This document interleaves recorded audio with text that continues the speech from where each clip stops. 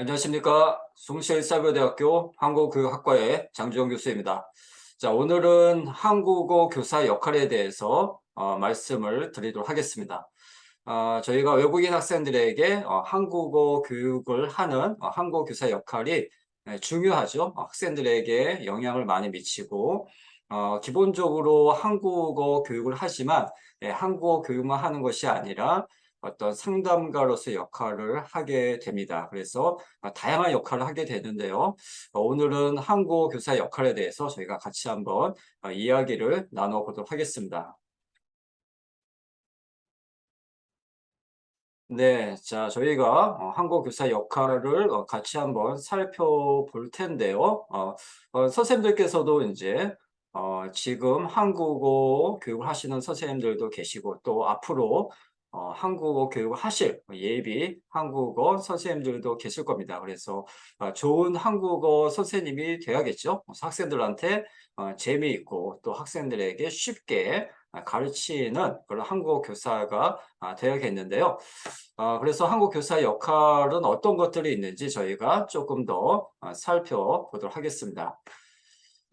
일반적인 한국 교사의 역할을 보겠는데요. 그래서 이제 한국 교사는 언어 교수자, 기본적으로 이제 언어를 가르치는 선생님이죠. 그래서 한국어를 쉽고 재미있게 또 간결하게 명확하게 가르치는 그런 언어 교수자로서의 역할을 해야 됩니다.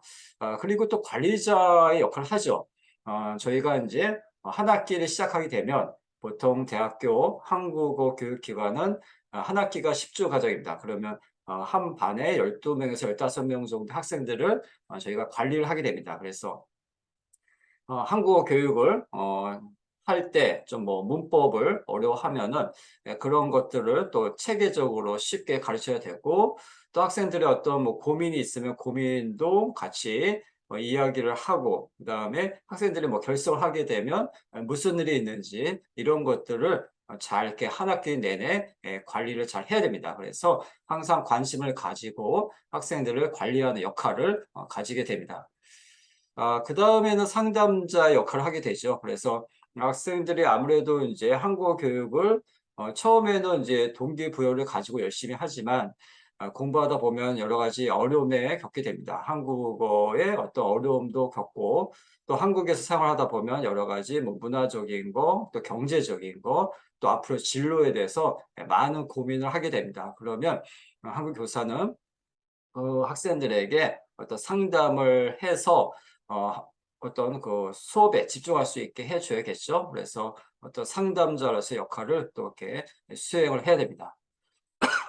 자, 이렇게 이제 한국 교사는 한국어만 가르치는 것이 아니라 한국어뿐만 아니라 또 한 반, 한 학급을 잘 관리해야 되고, 또 개개인의 학생들의 어떤 그런 고민이나 걱정 이런 것들을 구체적으로 상담할 수 있는 상담자로의 그런 역할을 수행을 해야 됩니다. 자, 그래서 저희가 이제 먼저 학습자의 대화 상대자이자 상담사로서 역할을 저희가 조금 더 구체적으로 살펴보겠습니다. 그래서 학습자들은 교사에게 때때로 다정하고 친구 같은 한국어 교사 역할을 기대하죠. 그래서 우리 선생님이 친절하고 재미있는 선생님이면 좋아하죠, 학생들은. 자, 그래서 이제 학생들에게 이제 한국 교사의 어떤 이미지, 역할, 뭐 이런 것들이 이제 비춰지는데요. 그래서 저희가 뭐 친절하고 정말 이렇게 뭐 좋은 선생님, 또 천사 같은 선생님이 필요합니다. 그래서 학생들에게 어떤 의사소통을 많이 하고, 그리고 이제 고민이 있으면 상담사로서 역할을 수행을 해야 됩니다. 자, 한국 교사는 교수 효율성 및 수업 관리를 종합적으로 판단해서요, 언어 교수자로서의 권위와 친숙함의 균형을 적절히 고려해서 학습자들을 대해야 합니다. 저희가 이제 수업을 하고 한국어를 가르치게 되는데, 이제 교수자로서의 권위, 그렇지만 이제 한국 교사는 그렇게 권위를 내세우지는 않습니다. 학생들에게 정말 이렇게 친절하고 재미있게 이렇게 가르쳐야 하기 때문에 뭐 무섭거나 이렇게 너무 엄격하거나 이렇게 권위적인 한국 교사는 없습니다. 그렇지만 이제 기본적으로 천사 같은 선생님 또 어떻게 친절하게 가르쳐 줘야 되는데 저희가 때때로 이제 상황에 따라서는 좀 엄격하게 해야 될 때가 있긴 있습니다. 왜냐하면 항상 좋은 선생님으로 남으면 좋지만 학생들이 또 이렇게 거기 통제에 잘 따르지 못할 때가 있어요. 그래서 너무 이렇게 친절하게만 해주다 보면 학생들이 어떤 이제 수업에 방해되는 행동을 하게 될 수도 있고 뭔가 숙제 같은 것들을 또 제대로 안 해올 수가 있거든요. 그렇게 되면 학생들이 어떤 한국어의 어떤 발전에 방해가 됩니다. 그렇기 때문에 때때로 이제 엄격하게 할 때는 하고 그렇지만 이제 기본적으로는 친절하고 재미있는 선생님으로서의 역할을 수행하면서 필요할 때는 좀 이렇게 엄격하게 할 때는 해야 됩니다. 그래서 권위적인 건 아니고요. 때에 따라서는 좀 엄격하게 할 때는 있습니다.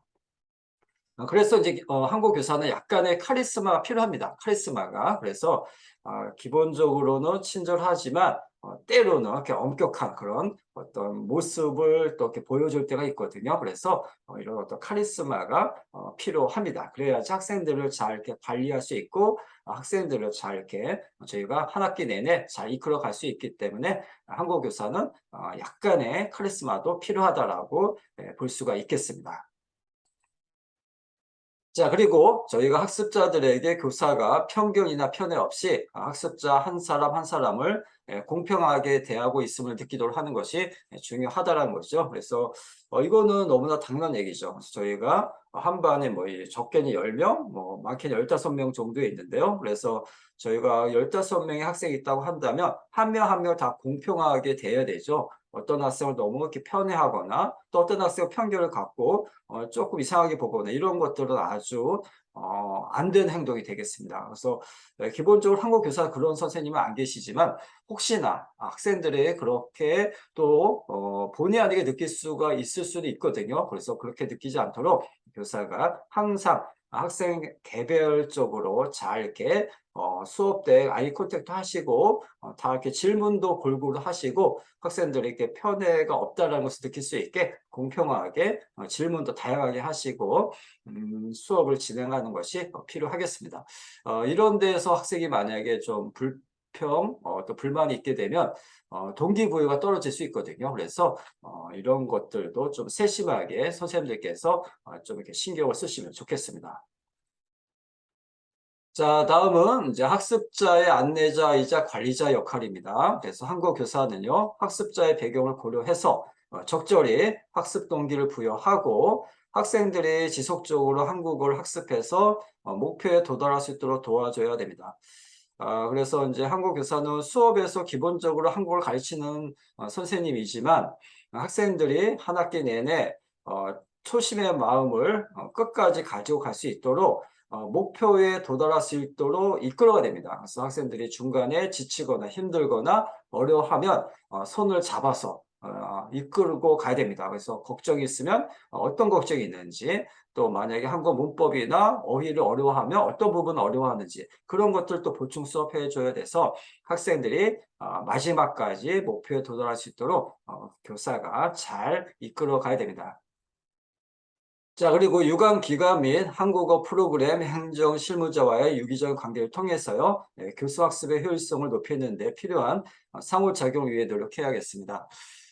그래서 이제 한국 교사는 기본적으로 교실에서 가르치는 거지만 어떤 다양한 어떤 기관의 어떤 선생님과의 어떤 교류를 통해서 그 기관에서는 어떤 프로그램이 있는지, 그 기관에서는 어떻게 교육을 하는지 이런 것들이 교류가 이루어집니다. 그렇지 않고 폐쇄적으로 이루어지게 되면 이것이 어떻게 어떤 장단점을 잘 구분할 수가 없거든요. 그래서 다른 기관과의 어떤 교류를 통해서 상호 작용을 해서 어떤 부분은 잘 되고 있고 어떤 부분은 좀 미진한지 이런 것들을 서로 이렇게 토론도 하고 상호 보완해야 점점점 이렇게 학생들의 만족도를 높일 수 있는 그런 한국어 교육을 할 수가 있습니다.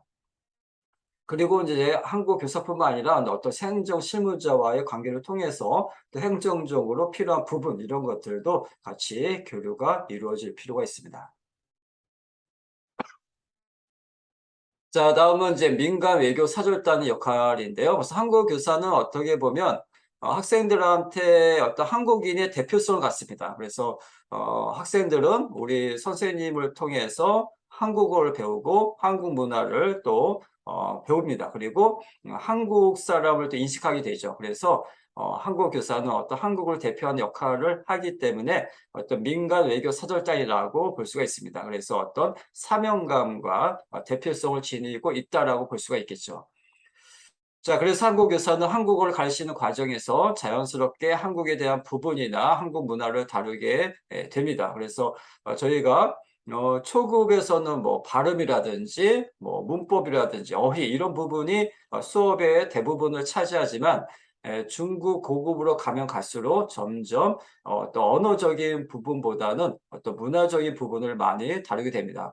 저희가 속담을 가르칠 때도 속담의 어떤 어휘 부분만 제시하는 것이 아니라 그 속담의 어떤 배경적인 어떤 문화에 대해서 또 설명을 해줘야 학생들이 그 속담을 더 잘 이해할 수 있거든요. 그래서 이런 한국 문화에 대해서 많이 다루게 됩니다. 그래서 선생님들께서도 이제 중급이나 고급 학생들을 가르치시게 된다면 이런 한국 문화, 이런 어떤 배경적인 것들을 잘 이렇게 좀 알고 계시면 수업하실 때 학생들에게 더 재미있게 수업을 하실 수가 있습니다. 자, 이것은 한국 교사가 언어적 도구인 한국어만을 학습자들에게 전달하는 것이 아니고요. 한국의 정치, 경제, 사상, 사회, 문화까지 전달하는 역할을 하게 되는 것입니다.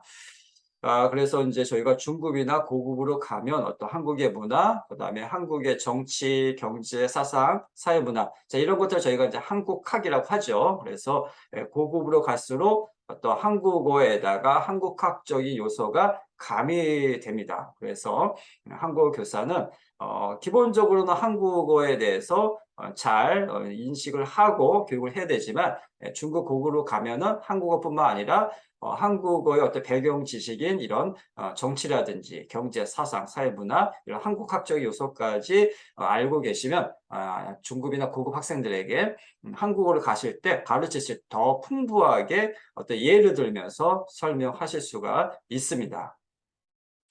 자, 그래서 이렇게 한국 교사는 또 민간 외교 사절단의 역할을 한다라고 말씀드릴 수 있겠습니다.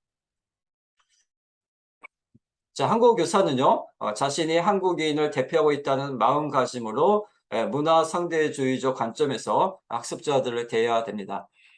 간혹 이제 어떤 한국 문화의 어떤 좋은 점을 좀 학생들에게 알리고 싶은 마음에서 그걸 너무 강조하다 보면 학생들의 어떤 그런 어떤 거부감을 일으킬 수가 있습니다. 이것이 오히려 학생들 관점에서는 어떤 자문화 중심주의 어떤 한국 문화 우월성을 너무 강조하게 볼 수 있거든요. 그래서 항상 이렇게 이런 부분은 좀 수업 때 더 신경 쓰시고 조심해서 어떤 문화 상대주의적 관점에서 수업을 진행해야 됩니다. 그래서 한국 문화를 가르치실 때도 한국 문화의 중요성만 가르치시는 것이 아니라 학생들의 어떤 학생들 자기 나라 문화에 대해서도 같이 이야기하면서 그런 것들을 이렇게 자연스럽게 녹아내면서 한국 문화를 설명하시면 학생들이 거부감 없이 한국 문화에 대해서 더 관심을 많이 갖게 될 겁니다.